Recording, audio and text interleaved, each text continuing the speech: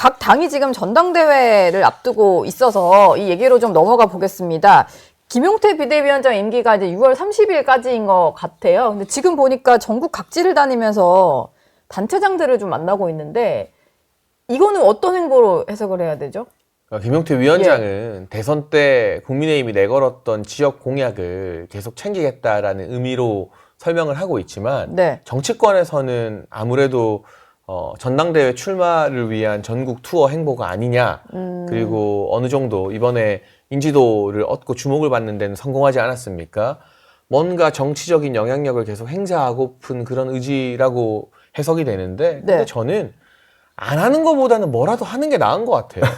출마를 전당대회. 출마든 무엇이든 어쨌든 비대위원장이 지금 국회에 가만히 앉아 있어봤자 뭐 할 수 있는 게 없잖아요. 네. 이렇게 지역이라도 다니면서 이 국민의힘 소속 지자체 위원장들 사진이라도 한번 더 찍히게 하고 그걸 자기 정치라고 뭐 안에서 비판할지 모르겠지만 정치인이 자기 정치 해야죠. 그런데 그러면서 어쨌든 지자체장들에게도 스포트라이트가 한 번 더 가는 거잖아요. 네. 그러니까 제가 여러 개혁안이나 이런 정치적 방향에서 김용태 위원장 간의 생각이 많이 다릅니다. 제가 비판도 많이 하고요.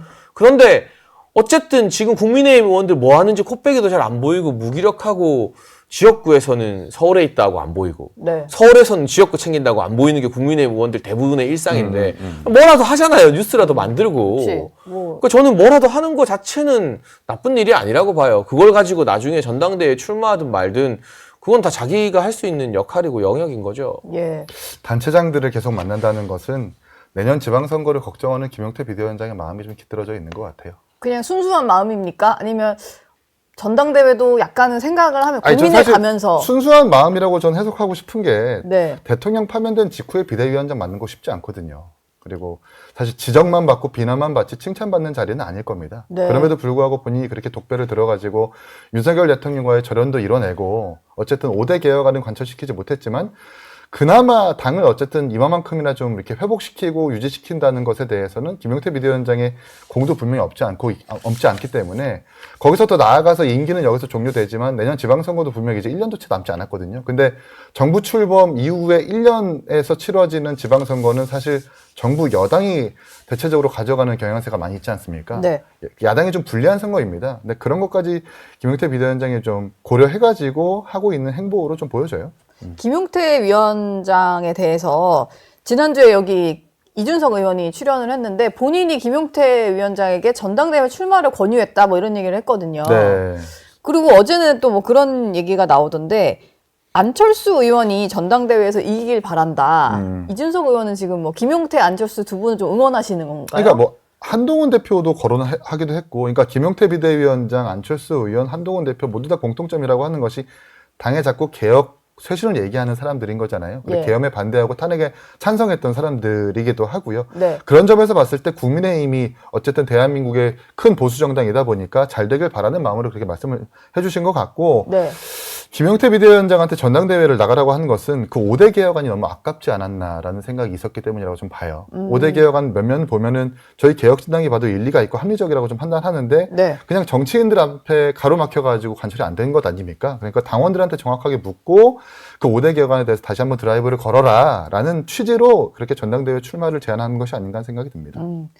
지금 저희 그 스태프들이 뭘 띄워주셔서 제가 뭔가 했는데 김민석 후보자가 그 계엄 표결 당시에 올린 SNS 글 같은데 감기가 심하게 와서 10시쯤 약을 먹고 잠들었다가 그 잠이 깨서 이제 뒤늦게 왔나 봐요. 뭐 그런 얘기가 적혀 있는 SNS 글이 있었네요. 지역구가 국회지만 못 왔던 이유를 저렇게 괄호에 감기까지 와서 약을 먹고 잠들었다 이렇게 설명을 좀 한 것 같습니다.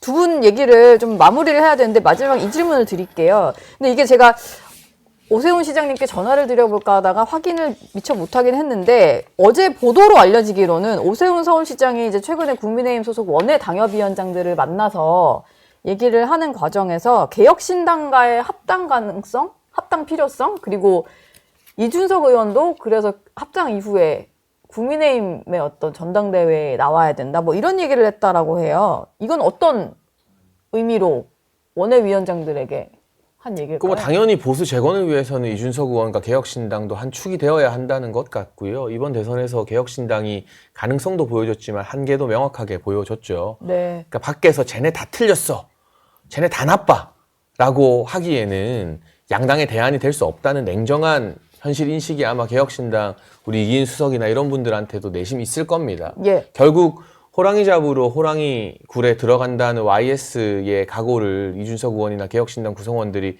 언젠가는 되새길 때가 지선 전에 올지 총선 전에 올지는 모르겠지만 그리 멀지 않은 미래에 올 것이라고 보고요. 그러면 그 개혁 노선을 가지고 국민의힘 내에서 과거에도 이미 해봤지 않습니까? 전당대회에서 당원들을 설득하는 것. 네. 그런 어떤 다양한 목소리가 국민의힘 중심으로 그때 당명이 국민의힘일지 또 뭘로 바뀌어 있을지는 모르겠습니다만 일어나야 된다는 거고 저는 오세훈 시장의 이런 행보를 주목하는 게 그동안은 서울시장이라는 이유로 정치를 안 하셨거든요. 네. 정책에만 치중했어요. 그런데 지금 이 계엄과 탄핵 이후 대선 패배 이후 국민의힘이 사실상 무주공산 상태입니다. 서울시장을 다시 한다고 해도 오세훈 시장 같은 분들이 주도적으로 정치를 하면서 당을 이끌어가지 않으면 보수 재건이 점점 더 요원해질 수 있기 때문에 앞으로도 꼭 지선을 염두에 둬서가 아니라 지선 이후에도 오 시장이 계속해서 당내 정치인들을 자주 만나고 지금 당의 친오계라는 계파는 형성이 별로 안 되어 있잖아요. 그렇죠. 이게 오세훈 시장의 위상을 생각하면 굉장히 초라한 일이거든요. 어떻게 보면 정치를 더 적극적으로 해야 하는 그 시발점이 되었으면 하는 바람입니다. 계속 이렇게 러브콜이 오는데 개혁신당은 어떤 입장이신가요? 그러니까 이준석 대표도 그렇고 저희 당 구성원들도 그렇고 저희는 처음부터 지금까지 뭐 개혁적이고 합리적인 정당과 인사들이라면 언제든지 연대할 수 있다라고 주장하고 있는데 지금 국민의힘이 사실 그래 보이지는 않아요. 개혁은 네. 용언해 보이고 다시 한번 친윤 인사가 원내 사령탑을 맡은 점도 그렇고 그리고 민주당 앞에서 쪽도 못 쓰지만 당내 비주류인 어떤 소신파들한테는 막 으스대고 깡패처럼 대하는 그런 방구석 여포 같은 정당으로 좀 보기 때문에 네. 지금은 연대와 어떤 통합을 얘기하기엔 좀 이르다는 생각이 들고 좀 부정적인 생각이 들고 오세훈 시장 같은 경우는 사실 지금 지방선거가 1년도 채 남지 않았기 때문에 되게 답답할 거예요. 네. 개혁이 요원해 보이고 5선을 좀 앞두고 있지만 선거에서 사실 질 것이 뻔하니까 그런 점에서 봤을 때 개혁신당이라도 운운해가지고 언급해가지고 질게 뻔해요. 이거 너무 깜짝 놀라겠는데 서울시가. 사실 지금은 예. 그렇습니다. 근데 네. 개혁신당을 언급해가지고 뭔가 개혁의 기치를 올릴 것 같은 이미지를 주고 싶다라는 의지를 좀 보여져요. 뭐 그런 부분들은 뭐 평가할 만하다고 생각합니다. 알겠습니다. 오늘 두 분 말씀은 여기서 마무리하겠습니다. 감사합니다. 고맙습니다.